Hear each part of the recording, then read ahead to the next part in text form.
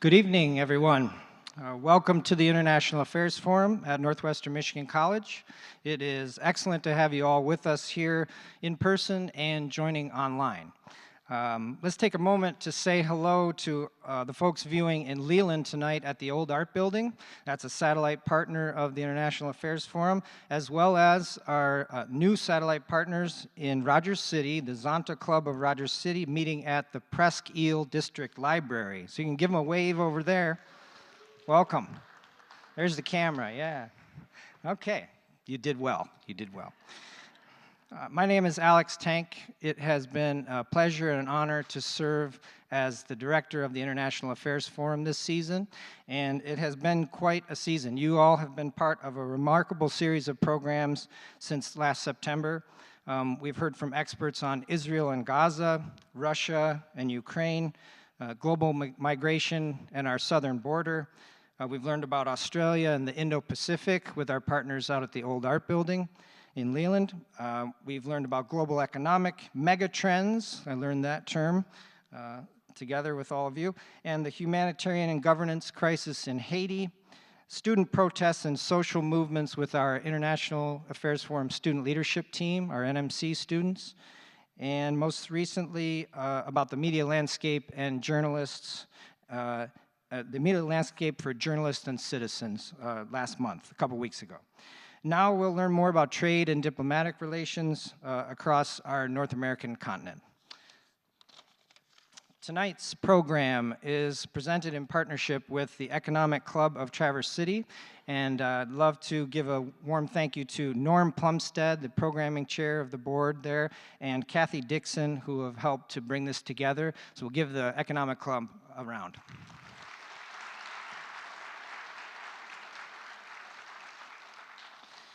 The Economic Club and the International Affairs Forum, we are here and we're acknowledging that tonight we're part of public dialogue that is absolutely critical in our world today. These kinds of gatherings bear the hallmarks of a vibrant community. It's open dialogue, it's fact-based discourse, it's lifelong learning, and these are all fundamental to all of us, and they're fundamentally important and enriching activities. So I want to thank you all for being part of supporting that. And I would like to thank our sponsors before we get into the discussion. These are folks who help make this programming possible throughout the academic year. Thanks to Scott and Sarah and the whole team at Mercantile Bank.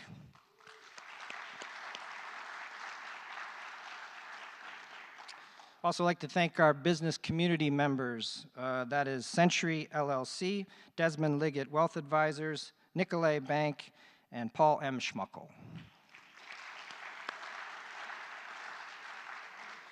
Okay, here's where I get into a quick rhythm with all my gratitude and thanking here. So I would like to sincerely thank the Dennos Museum Center all season and our tech team in the booth. That's Jeff, Norman, and Ruby Bardenhagen. These are folks who are graduates of NMC's audio tech program, and they bring the live stream to everyone out there online, and they bring us the live sound, and we're very grateful for them.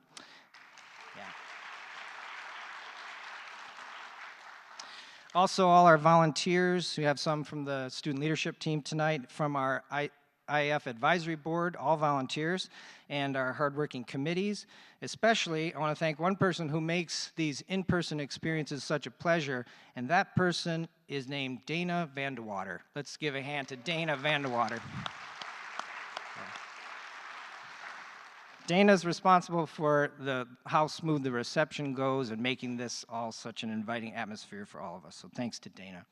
All right, our sincere thank you as well to all of you out there who are supporting members. Your annual gifts support this community educational asset, and we're gearing up for our 32nd season. So you can help keep this programming free for students and educators.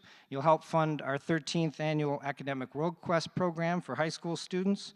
You will support a reprise of our IAF Student Leadership Team event, another full season of programs with expert speakers addressing the world's toughest issues.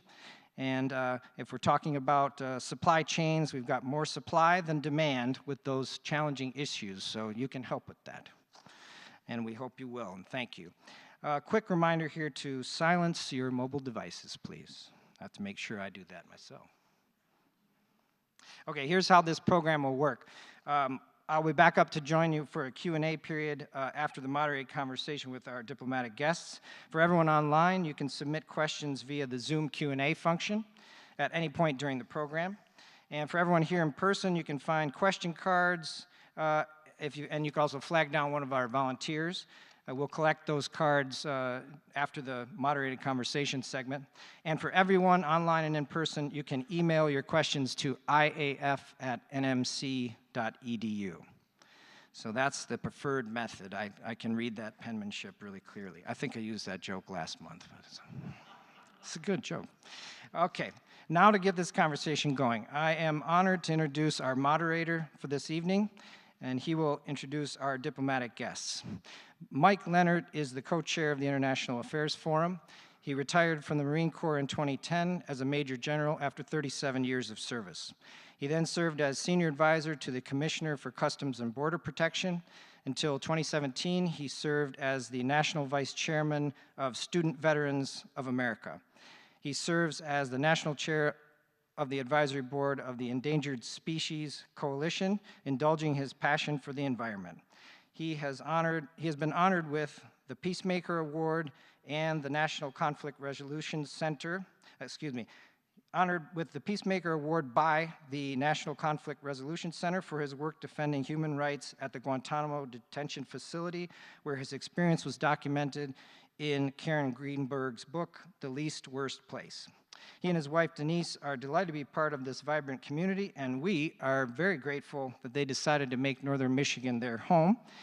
And so now, please help me welcome to the International Affairs Forum stage, not just one, but three generals tonight. Consul General Roberto Nícolas Vázquez, Consul General Colin Bird, and Major General Mike Lehnert.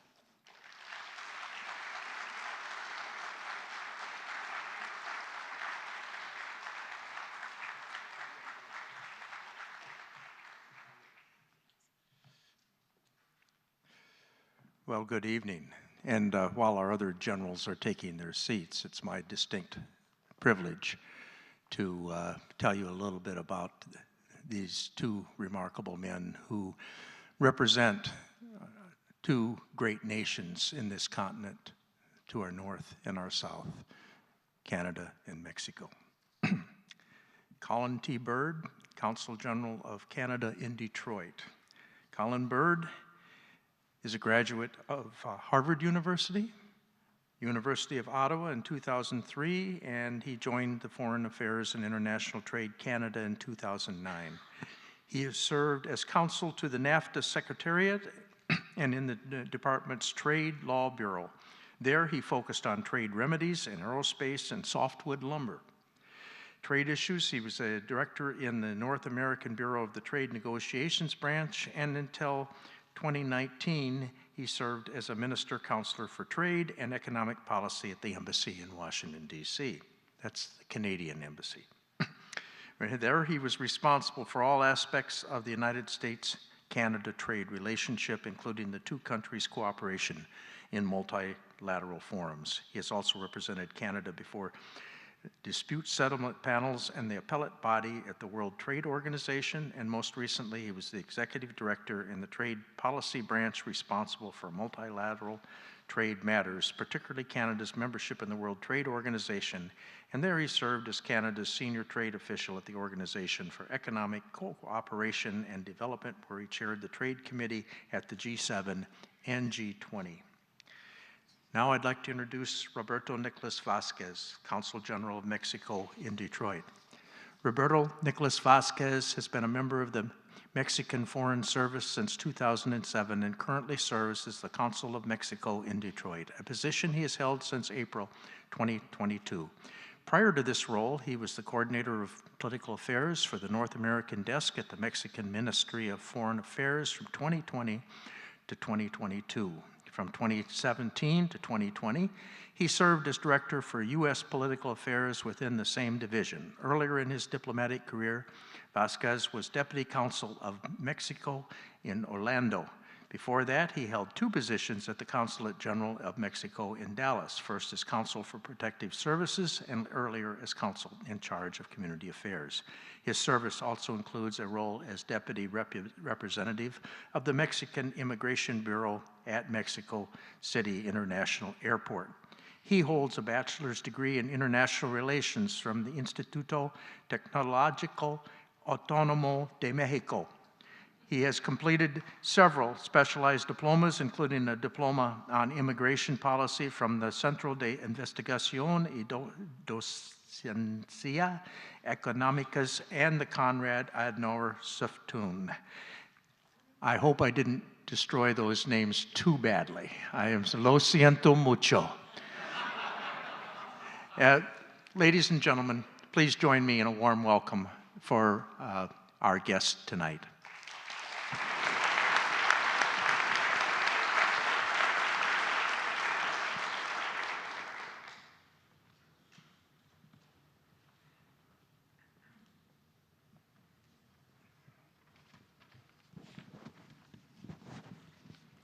And I'm going to give both of you an opportunity to provide perhaps a brief summary of the most significant political and economic issues that are of importance to your nation. That's a broad general question, so probably the better way to say it was, what keeps you awake at night right now? And we'll start with Consul General Vázquez. Well, thank you. First of all, it's always a pleasure to share the forum with you, Colin. And thank you, Alex Tang, for inviting us and the whole team of the forum. Obviously, we're very happy to be here in Traverse City. Well, as broad as that question is, I think the most important thing is the elephant in the room, is the trilateral relation. And I think it has a lot of challenges, but it has a lot of opportunities as well. For more than 30 years, Mexico, Canada, and the United States have been building a very strong business environment between the 3 countries, a full region that comprises 16% of the world trade. So this is really important relationship for us. Michigan, in particular, is the 3rd trade partner of Mexico, after only Texas and California. Last year, the trade between Michigan and Mexico amounted more than $84 billion. That is, just to put into perspective, is the amount of trade that the whole United States is more than the whole amount of trade that the United States had last year with Brazil. So it is that strong relationship that we have. And seeing that it has its challenges, it also grants us the opportunity to see the opportunities that lie ahead of us. And I think there's a lot of work still that we can do together, but the cooperation is what is going to take us to the next level. Thank you. Colin? Well, it is always great to share a stage with you, Roberto, and thank you, Mike, and thank you, Alex, and the team at IAF. This is a great event. This is a great treasure for the city of Traverse City.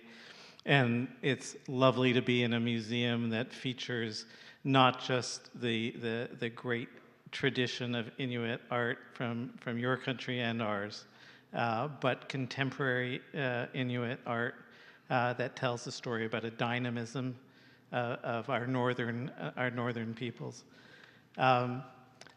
First, we just had an election in Canada, April 28th.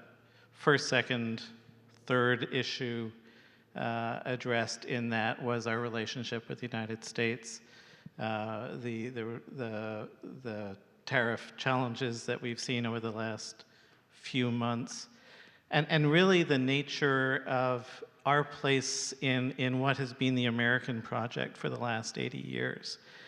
which is developing this system of alliances, developing a world based on broadening the reach of prosperity through progressively freer trade and rule of law. And so that has, part of the struggle is that we are in an increasingly challenging, competitive global environment. And Canada, as a middle power, has always invested very heavily in the rule of law, in institutions, to make this jungle that we live in a bit saner, a bit more amenable to all of us reaching our potential. And so the challenge that we have now is how do we move forward, potentially in a world where the US is taking a slightly different posture towards international institutions, taking a slightly different posture towards the benefits of free trade globally. And that certainly was a major preoccupation during our election campaign. We have issues around the cost of living. We have issues around housing scarcity and expense as well. But fundamentally, how do we navigate a world in which the US leadership is in a different place than it has been? And what that has done in Canada is create first a huge outpouring of national pride, which has been fantastic to see, and a huge interest in deepening our economic ties between provinces one to the other. We've got more trade barriers sometimes between provinces than we do with the rest of the world. So this has focused our attention on that. But it's also giving us an opportunity, I think, to think creatively about our relationships here in North America. And, when you talked back in October about doing this forum, we really wanted Mexico to be at the table because in a competitive global environment, it is important that we operate together and that we really take advantage of the strengths that we have here in North America as a region. Well, thank you. I think before we go any further, it might be useful to have a Tariff 101 very quickly and invite both of you to speak about some things that, there's been a lot of misinformation, at least in our media, about tariffs. So I'd invite either of you, because it is the elephant in the room, and talk about things like, well, when one country, you don't have to talk about Mexico or Canada, just in general, what happens when one country levies a tariff on goods that are produced by another country? And who pays? And is it inflationary? And what happens with those goods? And what happens to the supply chains if the tariff is too onerous? Does that market share go someplace else? All those kinds of questions. And I'll invite whoever wants to go first, but I think it might be useful for our audience. Do you want the tradie to go first? You want to go? Okay. So, the president is not wrong that tariffs are an incredibly powerful tool to address unfair trade, to defend national security, and to protect infant industries that need some protection from foreign competition. And you can look at how we have both responded in Canada and the United States on electric vehicles from China, where we both put the 100% duties on that to address both some national security concerns and some protection for the industry. The reality is that the person importing the good pays the tariff. So it is the importer of record is the term, pays. So if there's a 50% duty on aluminum or steel from Canada, it's the American receiving industry that is on the hook as the importer of record. Sometimes the producer will list themselves as the importer of record, but there's always, frankly, a negotiation if there's tariffs involved as to who pays. And in a case like, we'll take aluminum, where 60% of the aluminum used in the United States comes from Canada. It takes at least a decade to create a new smelter. To replace the Canadian aluminum in the US market would take something like 4 Hoover dams being built here, and there's much better uses for your electricity than doing that. In a case like that, putting a tariff on Canadian aluminum is paid for by the producer, the person using that aluminum in the United States, or down the road by the consumer. So you take an F-150. If right now the aluminum duties on the auto sector are waived, but if that 50% was being charged on an F-150 right now, that's a $6,000 hit to the eventual consumer of an F-150, because all the panels on that vehicle are made from aluminum. So it is fundamentally a tax on Americans when the United States imposes tariffs. Yes. The consumer at the end pays the tariffs, but it is not only that. You mentioned something really important, that it is a powerful tool to protect a new industry. What we've seen here is that automotive industry is not a new industry. It's a really mature industry that already developed really strong supply chains around North America. And we have found between the three countries a way to be really efficient. When these tariffs hit, overall, apart that the end consumer pays the tariff, the industry is becoming really inefficient after all, because we at the end have global competitors, and these global competitors, they have the rest of the world for them with no tariffs, and going and advancing and not fighting about what is going to happen. But the thing is, when we try to think that protecting some industry in tariffs, that industry, automotive industry in specific, with tariffs, you are turning that industry really inefficient in front of the world. And if I could follow up on that, I mean, one of the things that separates America's relationship with Mexico and with Canada from other economic relationships is the fact that we do so much of our manufacturing on an integrated basis.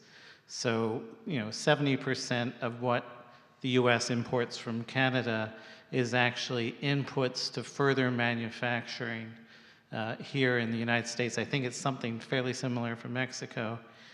And those proportions are reversed for most of your trading partners. So coming from Europe or coming from China, you're receiving a lot of end-use consumer goods.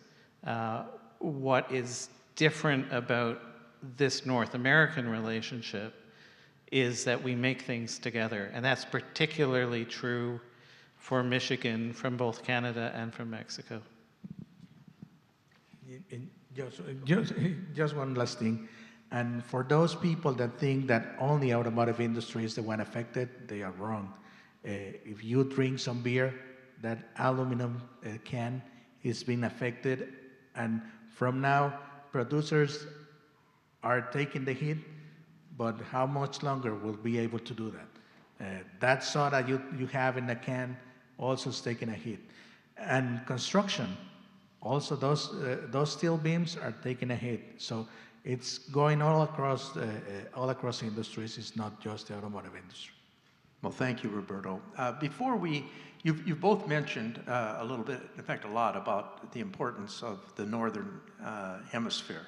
The fact that, North America is not the United States of America. It's three countries. It's Canada, It's the United States and Mexico.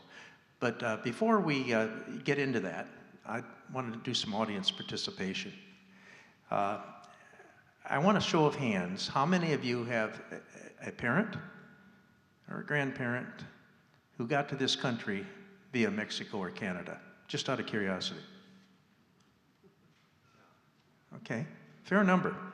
And be interesting to see what our satellite listeners were saying as well. So it's important. We're part of a continent. And in that sense, one of the gentlemen I used to work with, Alan Burson, who was the Commissioner for Customs and Border Protection, used to talk about North America 2.0 and the importance of the trade relationships. You've talked a bit about that, but maybe you'd like to add a little bit more about just how interrelated we are right now. So this has been a project of at least 120 years on, if you think about the auto sector, where a lot of this started. You know, Canada and the United States have been building cars together since, for more than 120 years, just barely more than 120. And what we have seen is this progressive facilitation of just-in-time manufacturing, integration.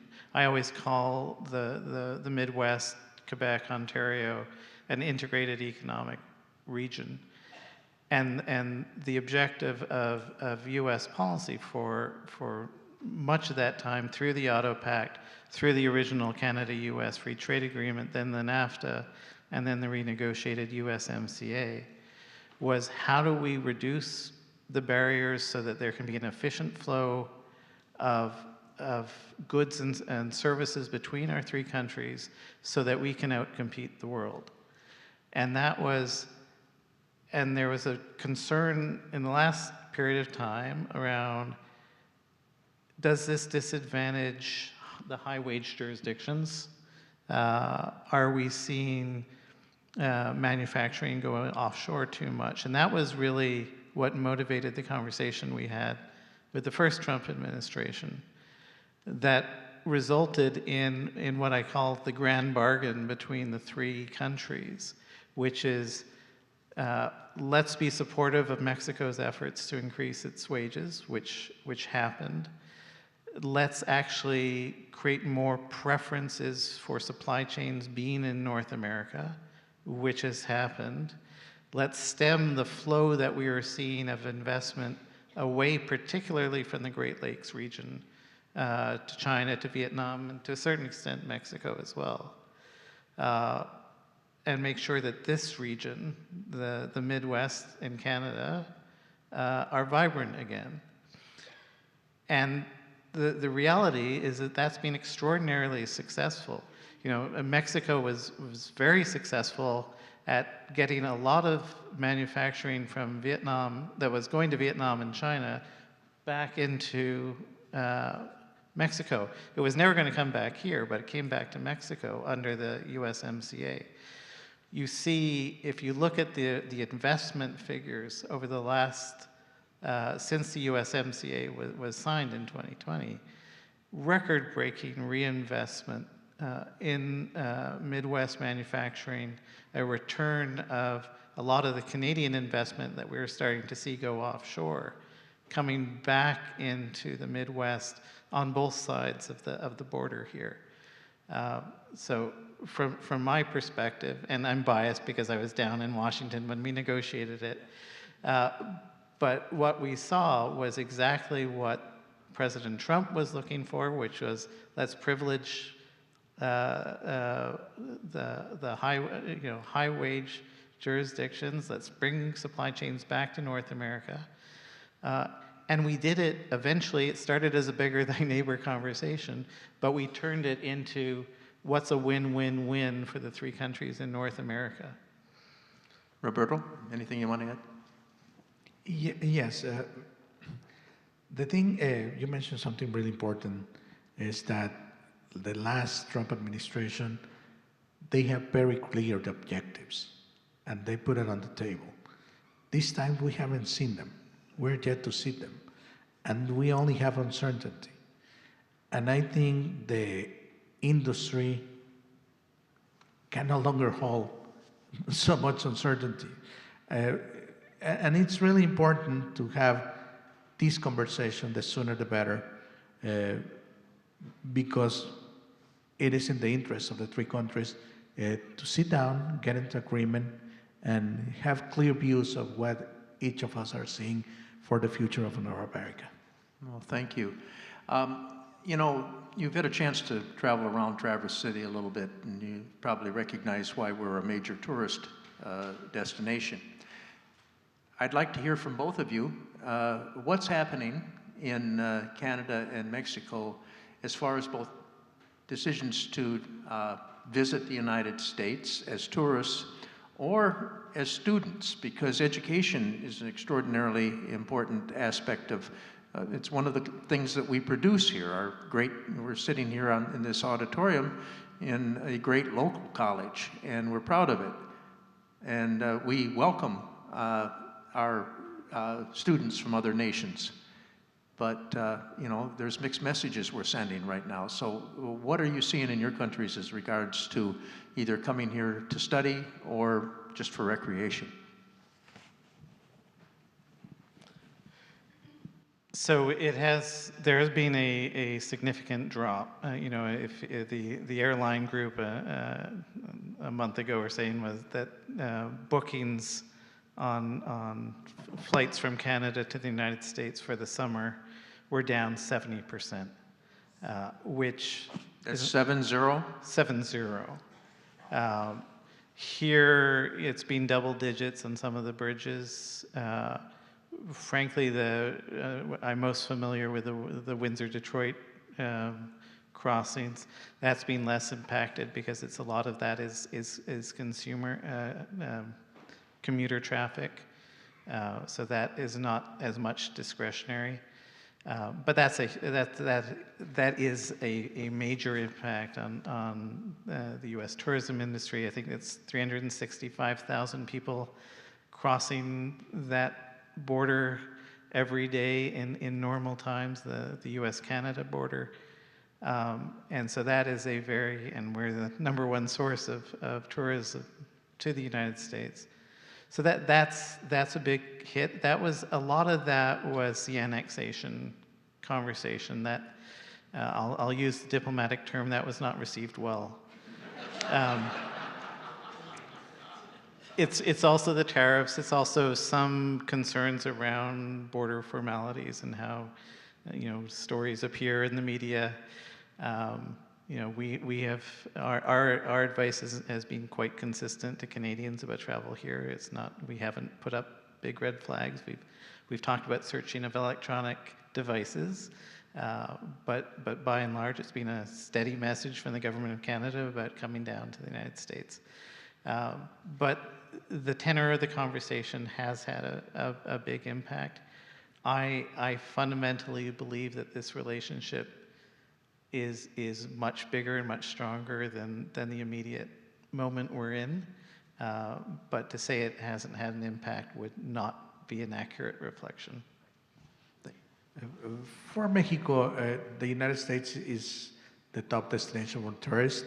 We send around 19 million Mexicans visit the United States annually, mostly to East Coast and West Coast cities.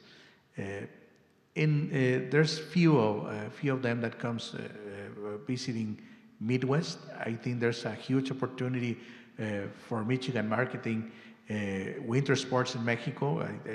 That is something that a lot of Mexicans love and try to go. Actually, Canada is really good at that. A lot of Mexicans visit Canada during winter for winter sports, and also in summer for summer camps. So it's an opportunity for Michigan in that part. But we have seen recently some challenges with visas and immigration, mainly in visas for students. Those students that were applying this month and last month, the second half of last month, for coming in the fall semester, they are currently detained. Those processes. So that is one challenge. There's the will to come, but there's not so much will to allow. So that I leave it like that. Yeah, just on the student piece, you know, we have certainly seen a huge uptick in international students interested in studying in Canada, and that. Unfortunately, we're also having housing strains in Canada, which limits our ability to. I think we've announced that students and temporary workers will be capped at 5% of the population. But for a while, in the first, when I was in Washington in 2017, 2018, you also saw a big move of students at that point, and Montreal became the number one city in the world for international students. And so it is an environment where students abroad are highly sensitive to market signals. Well, thank you. You know, our region here in the Midwest, this part of Michigan in particular, has some significant demographic challenges. Grand Traverse County is I think the second oldest county in Michigan. And if you go down to the downtown, which we hope you do, you're going to see that there's help wanted signs all over. You know, those folks out here that are business people know that getting a steady workforce that we can get in here, particularly during our peak seasons, is a real challenge. So, what could be done to better balance our labor supply and demand between our nations? And I'm speaking across the range of skill sets, from professional to agricultural and the service sector. Well, we currently have around 25,000 Mexican nationals that come with H1 and H2 visas here to work in agriculture in the fields. You guys are very particular and know that here in the fields of wineries and cherries, a lot of Mexican nationals come to work here. As well as we have around 11,000 Mexican engineers working in the auto industry in Metro Detroit. So we have a lot of Mexican people that come work here. We know that around 47% of the TN visas that the United States gives end up here in the state, in Michigan, from Canada and from Mexico. So these are really good interactions that exist and that come to play a really good role in either in the auto industry and the agro industry in the state.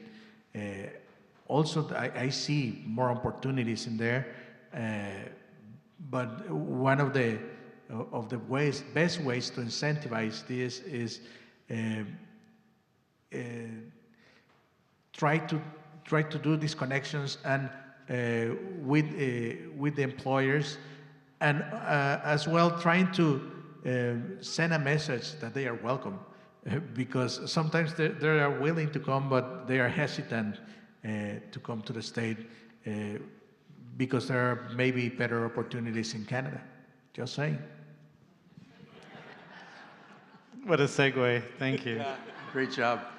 You know, under our free trade agreement, we do have great mobility between our three countries for sort of four-year professionals, four-year degree professionals, nurses, engineers, and you see that being a real net advantage for Michigan. Frankly, for Canada, I'd say where I hear from businesses on both sides of the U.S.-Canada border is that there is the lack of mobility for the skilled trades is a real problem. I don't see an immediate solution on the horizon for that. But for Canada, our ability to attract global talent and have people come in give the ability for people who come into Canada with global skills, the ability to have their families work in Canada.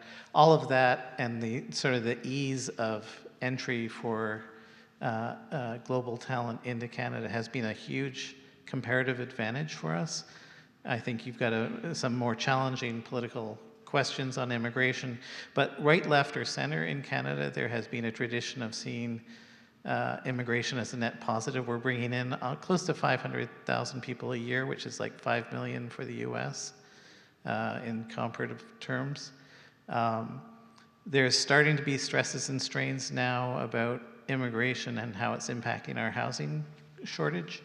But by and large, we've avoided having sort of the politicization of immigration you see here. Yeah, we've had a couple of pretty serious programs here to talk about immigration and the need for comprehensive immigration reform. But I won't ask you to comment on our inability to get that done. But what would be the benefits to Mexico and Canada were the U.S. to enact some form of streamlining comprehensive immigration reform that was perhaps faster, more agile, less clunky than it is right now? What would you see that as a benefit to your nations if we could accomplish that? Well, I think all three countries have benefited from global talent. The miracle of American universities and the research happening at American universities, so much of that has been fueled by the attractiveness of your ecosystem to great minds from around the world. Canada has had excellent advantages from that as well. Frankly, we have 3 oceans around us and the U.S. on our southern border. So there are frankly less political challenges in our context, but that we have to see the advantages of North America continuing to be the destination of choice for great minds from around the world is something that advantages all three of us. I just want to remind that immigration is a wicked problem. So it has a lot of actors. You have a lot of interest involved, and it's like a Rubik's cube. In order to solve it, you have to see it from different sides. It's not just one side that is going to solve it. So there's come to be a lot of cooperation in terms of South immigration to the north, Latin American immigration in particular. And I think, as you mentioned, there's a challenge there, but I think it needs a lot of political will to solve it. Well, thank you. Before we turn it over to the audience, I'm going to ask you a kind of an unusual question, but for both of you, what is the one fact about Canada and Mexico that might surprise our audience? Something that you'd just like to tell us about your country that you go, well, gee, I didn't know that. Either of you like to tackle that one? All our children are above average.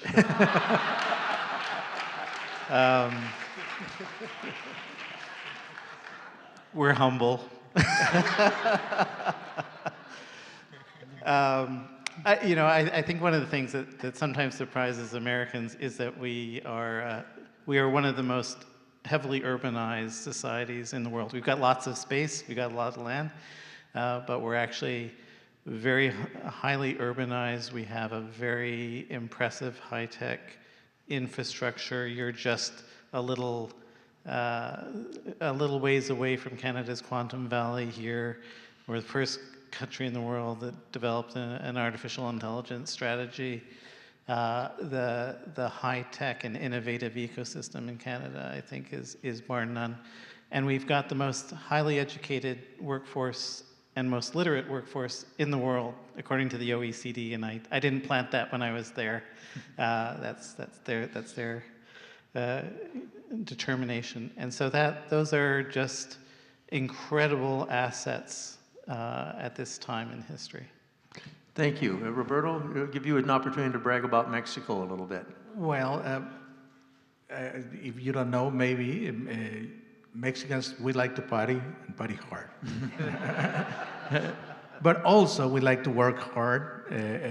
We are people that are open-minded, very creative, and engaging in every opportunity that we have to make things better. I think if you guys don't have a friend that is Mexican, you should not pass that opportunity. You will find a lot of a new vision of the world being close to a Mexican. Thank you. And now we'll turn it over to the audience. And Alex? Thank you, Mike. Thank you, Consuls General. Time for some audience from our questions from our audience. Coming around with question cards and pens if you need those. You can also email to iaf@nmc.edu. And we'll start with one of those emailed questions from the audience here. This is to either panelist or both. President Trump has a distinct deal-making strategy with a pronounced provocative edge.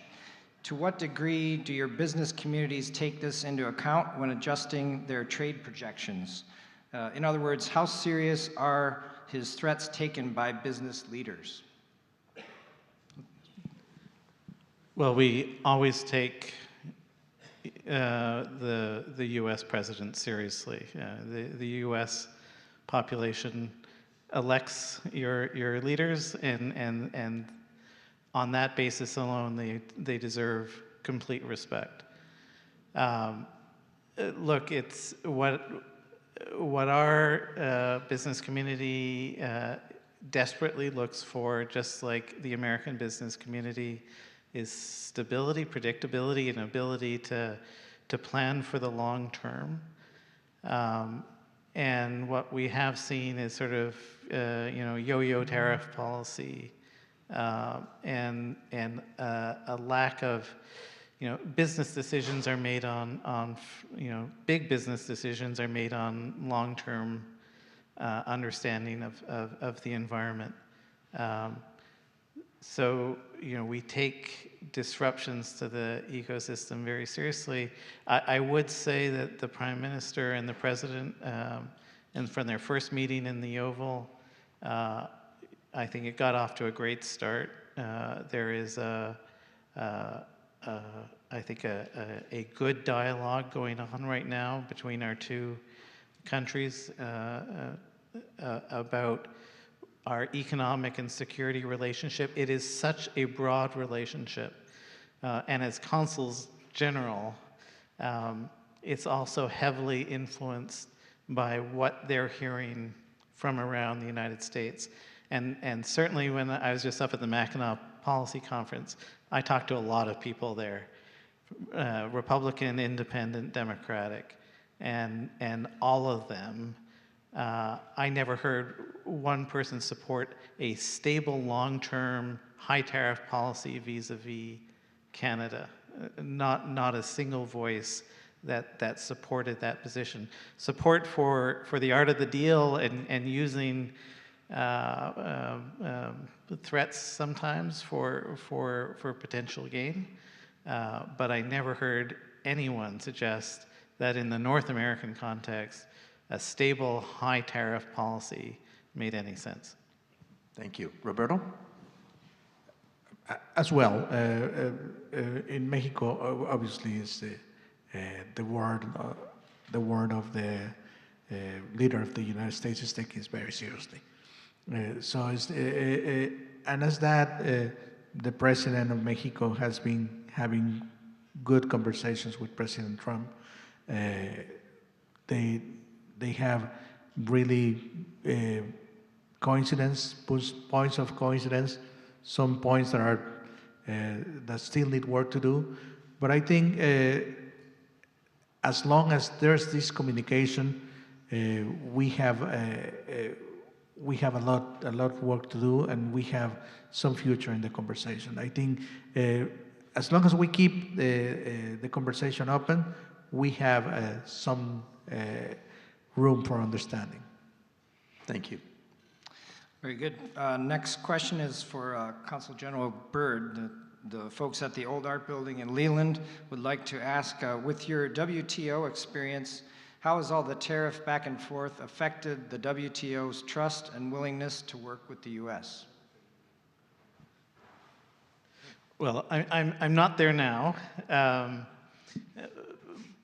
Put your WTO hat on for you know, look, there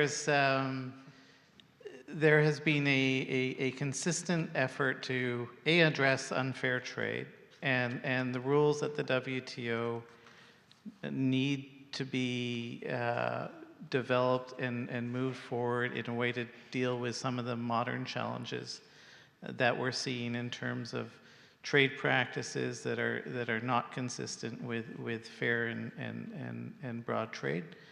And there's, I think, a recognition that there is work that we need to be doing as a global community to make sure that those rules are adapted to the current reality. On the other hand, we have a system of rules and an architecture that the U.S. has been at the forefront of developing, World Trade Organization being at the forefront of that, a treaty systems around free trade, that a tariff policy that just sort of asserts a national security basis and then just sort of completely ignores the terms of trade that have been negotiated is not a long-term viable solution and impacts American credibility as a negotiating partner.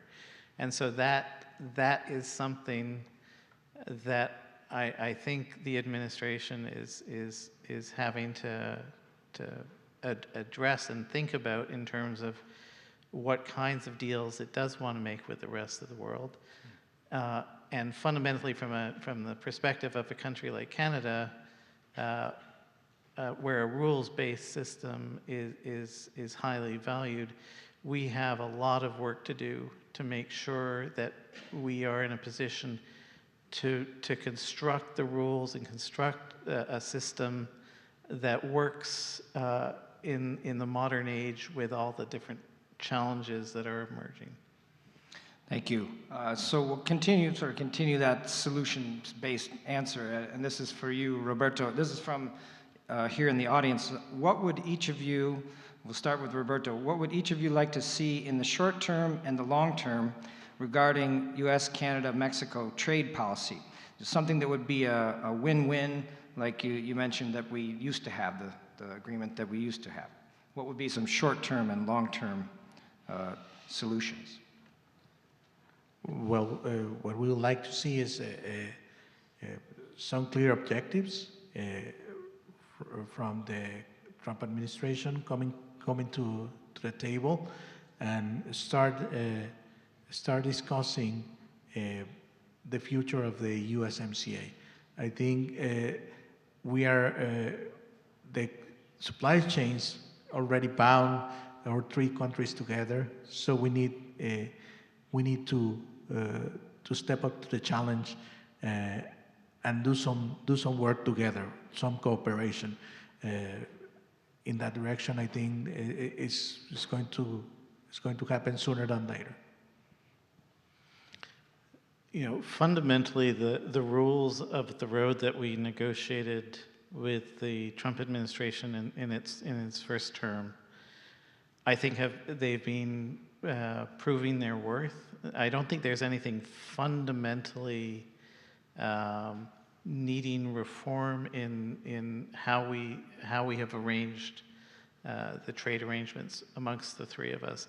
I think the real question and the real opportunity that we have to seize is how do we more effectively coordinate vis-a-vis unfair trade from offshore, vis-a-vis our development of our infrastructure, making sure that we are fit and ready for global competition. And that conversation, I think, is certainly started on the U.S.-Canada side. I think part of what has happened on the tariff side has started to strengthen some of those conversations, certainly at the working level between Canada and Mexico. So where I think we need to go is the rules are fundamentally working between the three of us. The question is, how can we more effectively coordinate? You know, we talked about the 100% tariffs that Canada and the United States put on EV cars from China, and the tariffs that we put on their steel and aluminum. Canada's paying a huge price for that, by the way. Our agricultural products are subject to 100% tariffs and some other tariffs because we're the target when we do something together with the United States, because sometimes you're too big to hit, so we get the hit. But that sort of speaks to the conversation, and having Mexico at that table is pretty critical. Thank you. All right. I like this question because it's a big one, but it's also a forward-looking question from our in-person audience. What are we could say two key issues that will change economic and social political relationship over the next decade? So looking ahead, two social or economic political relationships that will affect the next decade, your key issues. We can start with Roberto. I was about to yield to you. I'll give it a think. Okay, you can think, and I'll just sort of fill the space while my head gets together too. But you know, it's this coming Sunday, our three leaders will be together for the first time in person up at the G7 summit in Alberta, Canada. And in that context, Canada, as the host country, is really trying to stimulate a conversation about quantum and where that's moving, about artificial intelligence, how that's going to impact the world. What is the National Security Compact going to be moving forward? And so, you know, I think we have to be thinking more broadly and more geostrategically about our relationship here in North America and how we project positive values into the rest of the world. But some of those technological changes that are coming. And then I would just say the future of democracy. Democratic values that we have been so instrumental together in trying to defend and promote around the world. It's a challenging place in the world today. And so I think that's going to be how we promote and defend democracy is going to be a critical issue moving forward.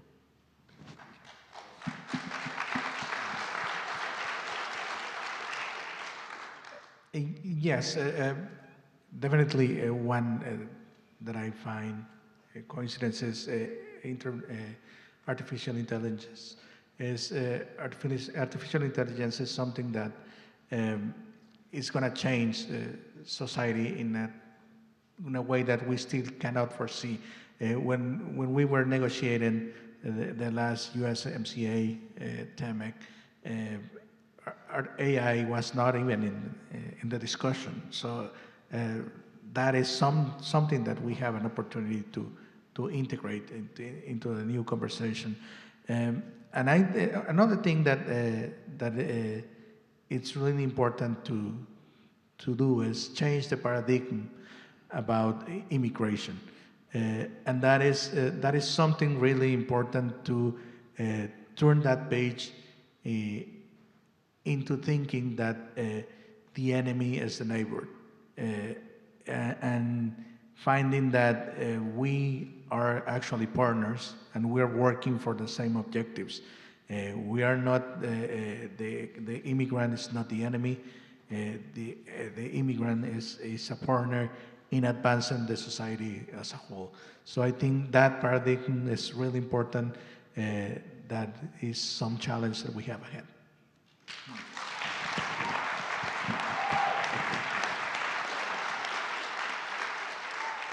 Okay, I have one more question, and I think it's kind of a fun one, but I think it gets to something important. We called this talk, North America 2.0. Mike referenced it. Alan Burson's work with the Wilson Center. It was sort of aspirational at the time when we named it, so things are different now. The question is from the in-person audience. A question at a recent trivia night was to name the largest cities in North America. Only 2 teams seem to realize that Mexico and Canada are part of North America. There's a frowny face, frowny face. Would trivia teams in your countries do any better? And how do your populations view North America? Well, I just boasted that we were well educated, so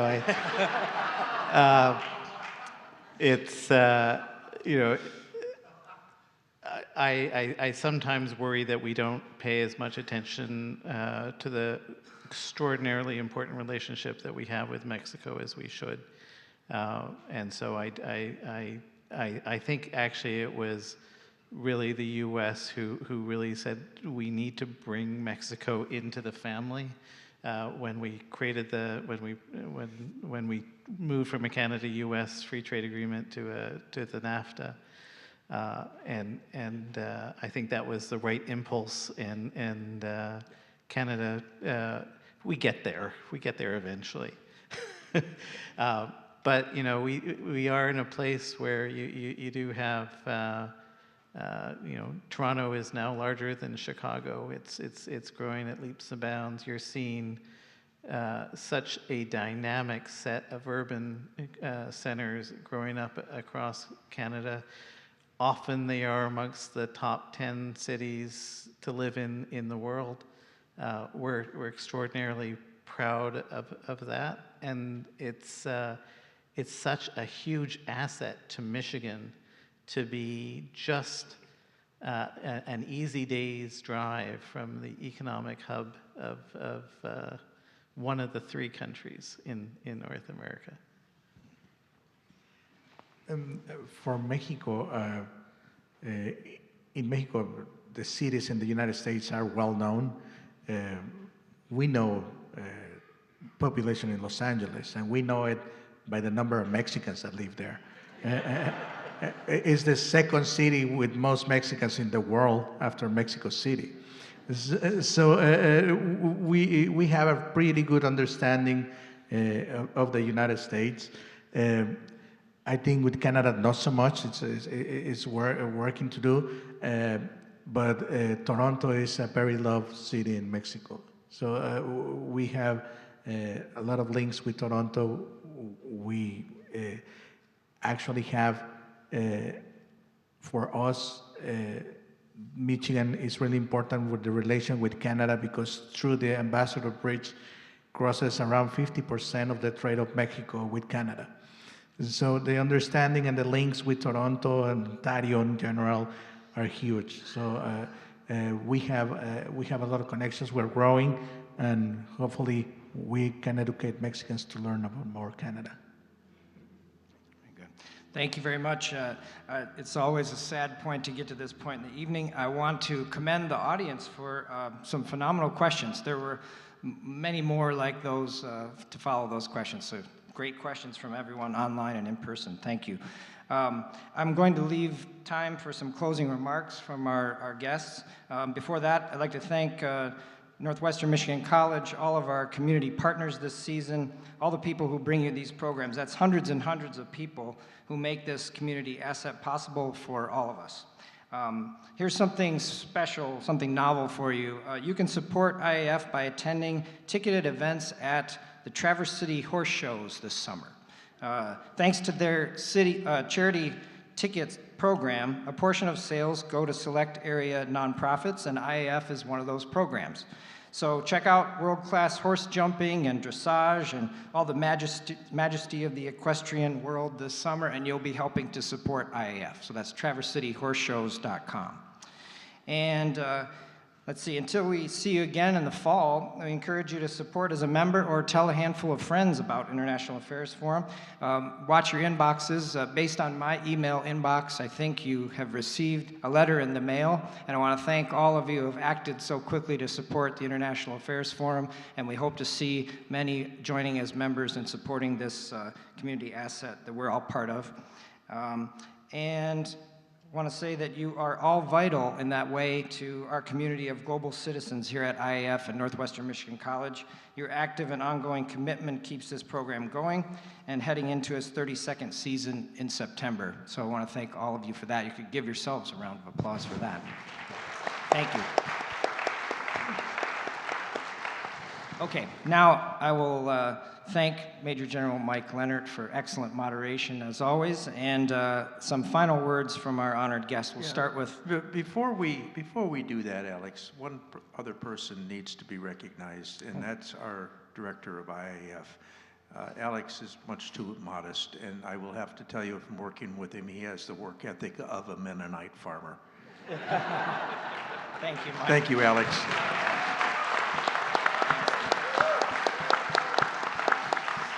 Thanks. Now, gentlemen, who wants to go first? Well, if you insist.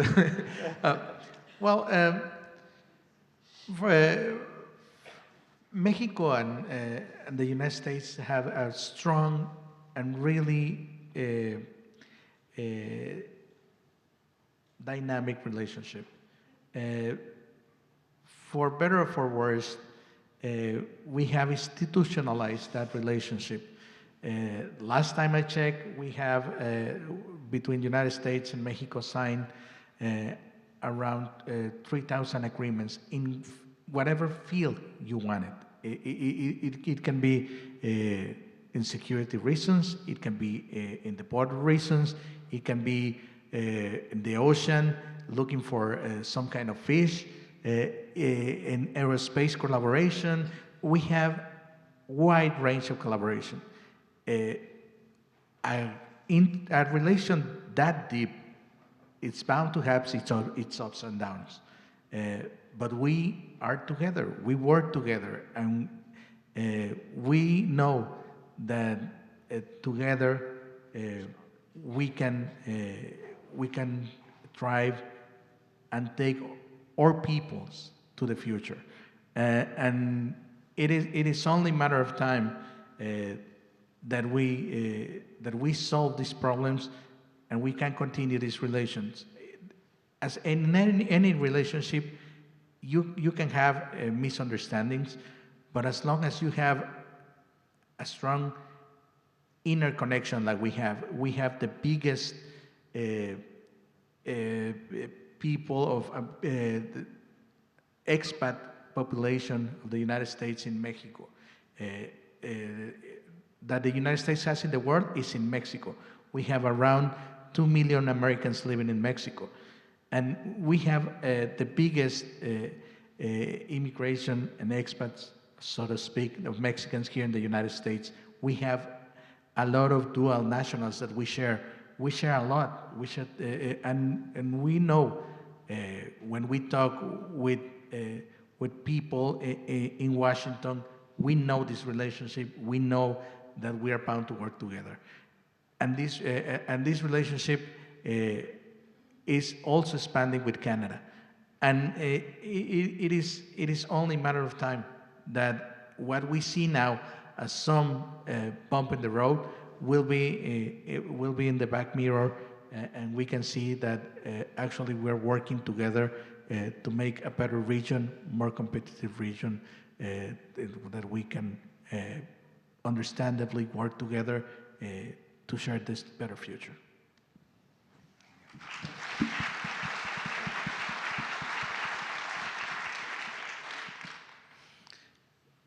You know, I feel really, this is a personal relationship for me. I mean, my wife's a Michigander originally, and come back with me to be here in Michigan.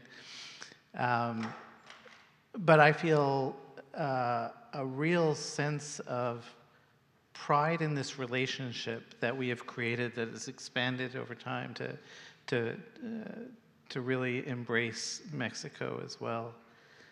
But it's, I think it's fundamentally the work that the U.S. has led over the last 80 years, and I go back to this frequently, of selling a vision of prosperity and democracy and rule of law, which Canada has been, we like to say that we have been instrumental along the way in helping that story go, but it's fundamentally an American project. And what I'd like to say to an American audience is, don't give up on that project. It has done phenomenal things for the world. And you have allies. And you have two allies here on the stage who want nothing more, really, than the opportunity to work with you. And we see a real need to work together. There's two very self-confident, very proud, very sovereign countries on either side of the United States. And if we get our act together, if we realize it's not just an episodic deal, it's a relationship. Right. The world's a better place. North America's a better place, and Michigan, which is at the heart of this trilateral relationship, has so much power and influence over where we go. Don't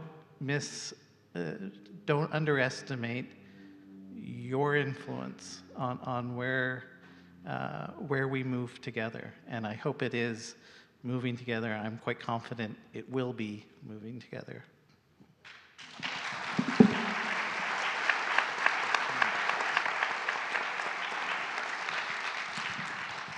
Well, with that, inspiring words and a great deal of insight from all three on the stage here, we'll leave you for hopefully a very safe, happy, beautiful summer in northern Michigan. We'll look forward to seeing you in the fall. And thank you and good night.